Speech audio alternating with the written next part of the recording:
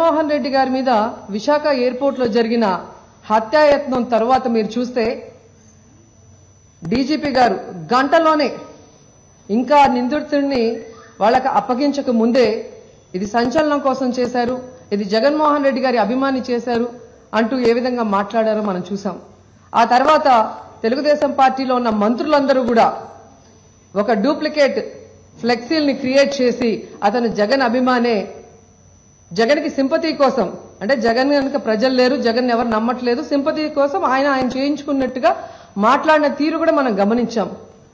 And సాక్షాత్ ముఖ్యమంత్రి లాంటి వాళ్లే నోటికి అడ్డు అదుపు లేకుండా, నాలికకు ఎముక లేదు, ఏం మాట్లాడినా సరిపోతుంది అన్నట్టుగా ఏ విధంగా హేళనగా మాట్లాడారు. ఒక ప్రతిపక్ష నాయకుడి మీద తన పరిపాలనలో దాడి జరిగితే అది తన ఫెయిల్యూర్ అన్న విషయాన్ని కూడా గమనించకుండా ఆయన మాట్లాడిన తీరు చూసినప్పుడే ప్రజలకు అర్థమైంది ఈ హత్యకి ఎవరు కుట్ర పన్నారు అని.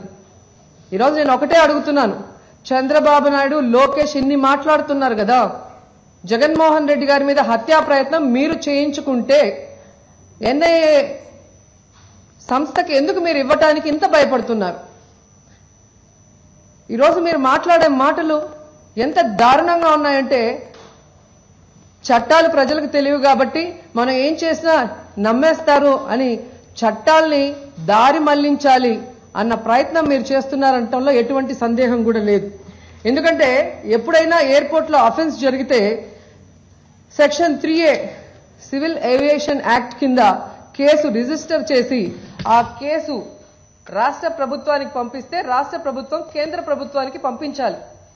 వెంటనే కేంద్ర ప్రభుత్వం ఎన్ఐఏ చట్టం 6(2) కింద విచారణ అధికారాన్ని ఎన్ఐఏకి బదలాయించాలి.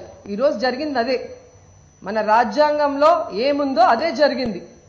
కానీ ఈరోజు చంద్రబాబు నాయుడు గారు ఎలా చేస్తున్నారు అంటే, ఈ 13 జిల్లాలకి రాజ్యాంగం వర్తించదు, దీనికి సెపరేట్ గా నారా రాజ్యాంగం అని వీళ్ళు ఏమైనా రాసుకున్నారేమో, అదే వర్తిస్తుంది అన్నట్టుగా మాట్లాడటం చాలా హాస్యాస్పదంగా ఉంది.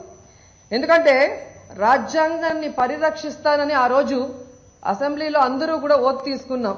కానీ ఈరోజు చంద్రబాబు నాయుడు ఆ రాజ్యాంగాన్ని తుంగలో తొక్కడానికి ఎన్ని చేశారో ఈ 4.5 సంవత్సరాల్లో మనం కళ్ళారా చూస్తూనే ఉన్నాం. ఈరోజు ఆయన అంటాడు సిబిఐ రాకూడదు నా రాష్ట్రానికి, ఈబీ రాకూడదు, అలాగే చూస్తే ఇన్కమ్ ట్యాక్స్ రాకూడదు.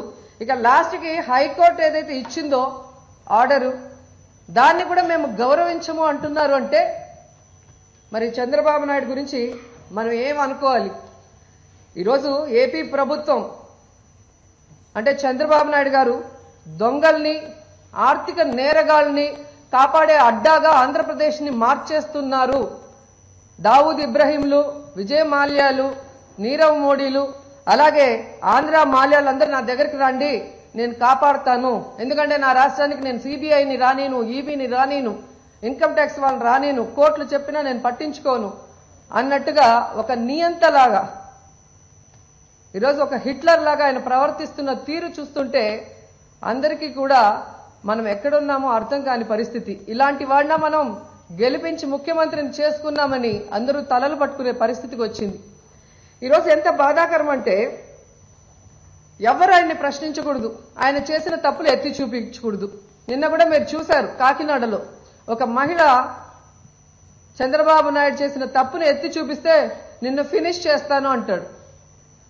అసెంబ్లీలో ఎన్నిసార్లు మీరు చూసుంటారు, ప్రతిపక్షాన్నే లేకుండా చేస్తాను, మిమ్మల్ని ఫినిష్ చేస్తాను అని.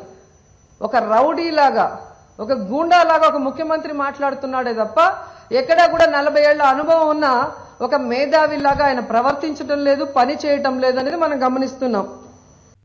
For more updates, please subscribe 99 TV Telugu.